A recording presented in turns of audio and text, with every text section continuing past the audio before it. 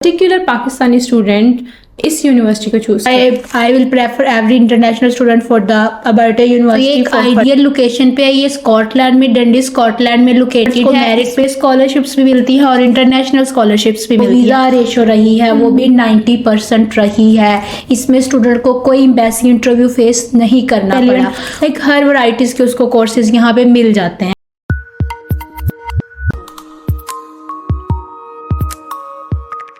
अस्सलामुअलैकुम everyone, welcome to students club studio. जब भी हम अपने सेशंस में बात करते हैं किसी यूनिवर्सिटी के बारे में तो हम उसकी डिटेल डिस्कशन करते हैं कि एक स्टूडेंट के पर्सपेक्टिव से उसको क्या चीज़ फेस करनी पड़ सकती है, प्रॉब्लम्स अगर कोई आ सकती हैं, उसको रिक्वायरमेंट्स उसकी क्या होंगी, फैसिलिटीज़ वो प्रोवाइड कर सकते हैं, scholarship, fees structure, English language test या फिर MOI, इस सब के बारे में हम बात करते हैं। तो आज हमने जिस यूनिवर्सिटी का इंतखाब किया है वो है अबर्टे यूनिवर्सिटी।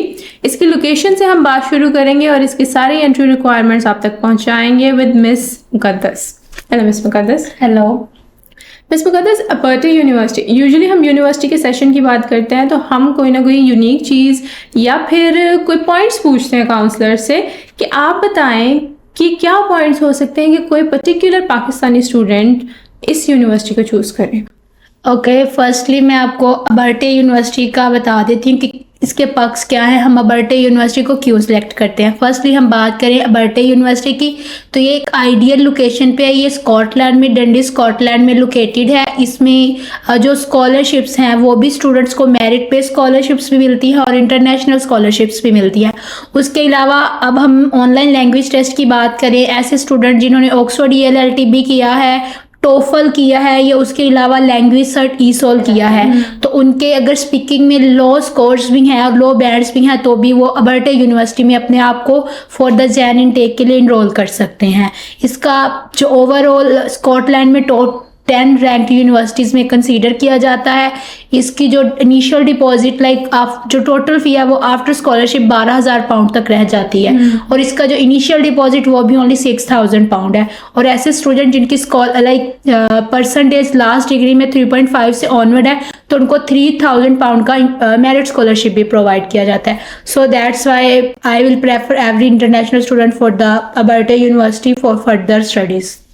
मिस मुकद्दस, एक आइडियल लोकेशन होना यूनिवर्सिटी की बहुत ज़रूरी है जहाँ पर स्टूडेंट को अकोमोडेशन, बाकी सारी फैसिलिटीज़ भी जो छोटी मोटी उसकी खाने पीने की, ट्रैवल की साथ मिलें। तो इसकी आइडियल लोकेशन क्या है? इसकी जो लोकेशन है ये ओवरऑल अगर हम UK में बात करें अकॉर्डिंग टू द 2025 इसकी जो वीज़ा रेशो रही है वो भी 90% रही है। इसमें स्टूडेंट को कोई एम्बेसी इंटरव्यू फेस नहीं करना पड़ा। और अगर हम इसकी QS रैंकिंग की बात करें तो 2024 के अकॉर्डिंग ये टॉप 20s में शामिल हो रहा है। और अगर हम ओवरऑल स्कॉटलैंड में बात करें तो ये टॉप 10 यूनिवर्सिटीज़ में कंसीडर हो रही है। So that's why I will prefer to the international students. University ranking हमेशा जब हम बात करते हैं उसके लिए बहुत ज़रूरी होता है कि एक बच्चे की प्रोफाइल है और उसके अकॉर्डिंग ही उसने आगे एनरोलमेंट करनी है। तो कोर्सेज अवेलेबिलिटी होना कि वैरायटी ऑफ कोर्सेज होंगे, किसी भी प्रोफाइल का बच्चा है वो अकोमोडेट हो सकता है जी। तो कोर्सेज के बारे में क्या इसका हिसाब किताब है? सो अब हम बात करते हैं सबसे पहले UG के प्रोग्राम्स की। तो एक स्टूडेंट है उसकी अगर वो डायरेक्ट बैचलर्स के लिए जा रहा है ना तो उसकी मिनिमम से भी मिनिमम 65% होगी। 2 से 3 इयर्स का गैप होगा तो वो डायरेक्ट बैचलर्स के लिए जा सकता है। इसमें उसको हेल्थ केयर के रिलेटेड, बिजनेस मैनेजमेंट के रिलेटेड, बिजनेस के रेलिवेंट, मेडिकल के रेलिवेंट, इंजीनियरिंग के रेलिवेंट, हेल्थ के रेलिवेंट, कंप्यूटर के रेलिवेंट, लाइक हर वैरायटीज़ के उसको कोर्सेज यहाँ पे मिल जाते हैं उसके टेस्ट के अकॉर्डिंग। सो अब हम PG के कोर्सेज की रिक्वायरमेंट चेक करें तो एक ऐसा स्टूडेंट है अगर उसने 2+2 डिग्री की है तो उसमें जो उसकी परसेंटेज है वो भी 55% तक होनी चाहिए और CGPA की बात करें तो वो भी 2.3 से ऑनवर्ड होनी चाहिए। तो वो अगर वो किसी भी कोर्स के लिए अकोमोडेट होना चाहे, वो उसने सिविल इंजीनियरिंग की है तो आगे उसको MSc इन सिविल इंजीनियरिंग भी मिल जाती है, प्रोजेक्ट मैनेजमेंट मिल जाती है। हेल्थ केयर का बंदा है, BS केमिस्ट्री किया है तो उसको हेल्थ केयर में फार्मेसीज के डिफरेंट कोर्सेज मिल जाते हैं। रेलिवेंसी ज़रूरी है यहाँ पे। लाइक एक स्टूडेंट है, अगर उसने BBA किया है like business, bachelors in business administration, तो उसके लिए ग्लोबल MBA का भी कोर्स है और MSc इन इंटरनेशनल बिजनेस का भी है। और लाइक ऐसा भी होता है कि अब एक स्टूडेंट है, उसने सिविल इंजीनियरिंग किया, वो आगे प्रोजेक्ट मैनेजमेंट में मूव कर रहा है, तो वो भी इसमें ईजी अपने आप को कर सकते हैं, क्योंकि जो उसका बैकग्राउंड होगा ना बैचलर्स की डिग्री का, उसने वहाँ पे कोई ना कोई ऐसे प्रोजेक्ट के कोर्सेज पढ़े होंगे।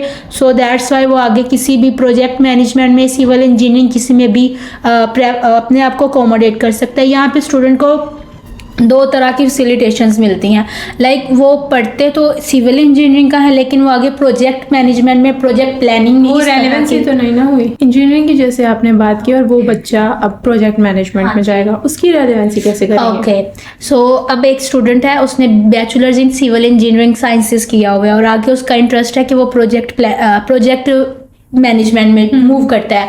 तो सबसे पहले उसका जो ड्यूरिंग स्टडी गैप होगा ना, उसका इंटरेस्ट देखेंगे कि वो उसने जो काम किया है, अगर वो एज अ साइट इंजीनियर वहाँ पे मूव कर रहा है, लाइक साइट इंजीनियर उसकी प्रीवियस एक्सपीरियंस रह चुका है, अब आगे उसने प्रोजेक्ट प्लानिंग में मूव करना है, तो ड्यूरिंग द जॉब उसके अंदर कुछ स्किल्स ऐसी ऑब्जर्व हुई हैं, लाइक उसके ने अपने आप को ऐसा मोटिवेट किया कि आगे मेरे पास सिविल इंजीनियरिंग के साथ साथ प्रोजेक्ट प्लानिंग की मैनेजमेंट की भी डिग्री होनी चाहिए। सो उसने वहाँ पे ऑब्जर्व किया, सो दैट्स वाई उसका जो एक तो जो उसने प्रीवियस अपनी डिग्री के मॉड्यूल्स पढ़े थे, आगे वो जो आगे प्रोजेक्ट मैनेजमेंट की डिग्री सिलेक्ट करा है, उसके कुछ मॉड्यूल्स उसके साथ रिलेट करेंगे, वो लाइक उनमें से फिर अपने 1 से 2 मॉड्यूल्स फेवरेट में भी एक्सप्लेन करेगा। सो इस तरह से वो अपना सिविल इंजीनियरिंग को प्रोजेक्ट प्लानिंग के साथ रिलेट करके आगे प्रोजेक्ट प्लैनिंग में मूव कर सकता है। Okay, that is good. मतलब रेलेवेंसी आप क्रिएट कर सकते हैं। क्रिएट हम कर सकते हैं। ओके मिस मुकद्दस, एक नैरो डाउन पाइपलाइन इस यूनिवर्सिटी की आगे, क्योंकि हर यूनिवर्सिटी की डिपेंड करता है, कुछ के इंटरव्यूज डिपॉजिट से पहले आ जाते हैं, कुछ के कैश से पहले आ जाते हैं, तो इसकी एक पाइपलाइन को आपको नरेट करना पड़े तो आप किस तरह करेंगे? ओके, सबसे पहले तो मैं यहाँ पे आपको लाइक डॉक्यूमेंटेशन, आपको तो पता है कि स्टूडेंट के पास क्या क्या डॉक्यूमेंटेशन होते हैं। सबसे पहले हमने उसके डॉक्यूमेंट्स कंप्लीट करने होते हैं, डॉक्यूमेंट्स के बाद हमने उसका अप्लाई करना होता है उसके रेलिवेंट कोर्स में, प्रॉपर उसके डॉक्यूमेंटेशन करके उसका ऑफ़र लेटर जनरेट करवाते हैं। ऑफ़र लेटर के बाद हम उसका लाइक कोई कंडीशन डिपेंड, लाइक उसके ऊपर कोई इंग्लिश टेस्ट की आ गई, इस तरह से हम उसकी कंडीशन उसको मीट करते हैं, फिर उसको अनकंडीशनल करवाते हैं। अनकंडीशनल के बाद स्टूडेंट डिपॉजिट करवाता है, डिपॉजिट के बाद उसका प्री कैश इंटरव्यू होता है। प्री कैश इंटरव्यू के बाद हमने उसका कैश फाइल करना होता है, विद इन 24 to 48 आवर्स के अंदर अंदर उसका कैश आके आ जाता है, और कैश के बाद हमने इसका वीज़ा फाइल करना होता है। और सबसे मेन बात, इस यूनिवर्सिटी के मोस्टली 90% है कि एम्बेसी इंटरव्यू नहीं आता। सो आई विल प्रेफर, ये तो डिपेंड नहीं करता एम्बेसी पे, लेकिन ओवरऑल ये यूनिवर्सिटी पे भी डिपेंड करता है कि स्टूडेंट कौन सी यूनिवर्सिटी को डिपेंड कर रहा है, कौन से स्टूडेंट है वो यूनिवर्सिटी में जा रहे हैं। लाइक अगर जब हम अप्लाई कर रहे होते हैं ना, तो हम यूनिवर्सिटी की जॉब्स को भी देख रहे होते हैं, वो फैसिलिटेशंस क्या क्या स्टूडेंट्स को दे रहे हैं, हमने इनको स्पोर्ट्स भी देखनी होती है। सो मेन बात यह है कि यहाँ पे बहुत ही कम चांसेस हैं कि स्टूडेंट क्या एम्बेसी इंटरव्यू आता है। अभी मेरे पर्सनली एक्सपीरियंस रहा है कि मेरे काफ़ी स्टूडेंट्स मैंने यहाँ पे इनरोल करवाया तो उनका एम्बेसी इंटरव्यू नहीं आया। सो दैट्स वाई। ये यूनिवर्सिटी MOA भी लेती है या इंग्लिश लैंग्वेज टेस्ट ही करना पड़ता है? ओके, मैं आपको बताती हूँ, ये जो यूनिवर्सिटी है ना, अबर्टे यूनिवर्सिटी, ये पाकिस्तान की मिनिमम से भी मिनिमम 48 to 50 यूनिवर्सिटीज़ का MOA एक्सेप्ट कर रही है। लाइक आपने GC यूनिवर्सिटी से किया है, आपने एग्रीकल्चर से किया है, आपने द यूनिवर्सिटी ऑफ फैसलाबाद से अपना MOA, लाइक कोई भी आप किया तो वहाँ पे आप अपना करवा सकते हैं MOA की बेस पे भी। And second one is that कि इसमें ऑनलाइन इंग्लिश टेस्ट, लाइक आपने ऑक्सफोर्ड किया है और आपकी ऑक्सफोर्ड की स्पीकिंग में 5 बैंड्स आ गए हैं, तो भी आप अपना एडमिशन सिक्योर कर सकते हैं। स्पीकिंग लैंग्वेज सर डीसोल किया है, उसकी स्पीकिंग में भी 25 आ गए हैं। वैसे तो बाकी मॉड्यूल्स में हाई पास ही आते हैं, स्पीकिंग पे आके स्टूडेंट को इशू बनता है, तो इसकी स्पीकिंग में भी 25 ये यूनिवर्सिटी एक्सेप्ट कर लेती है। सो ये एक बेस्ट ऑप्शन है for the international students. That is very good. Well, thank you very much, Ms. Muqaddas, for joining us today and giving brief introduction about University of Abertay. And that's all from our side. See you next time. Allah Hafiz.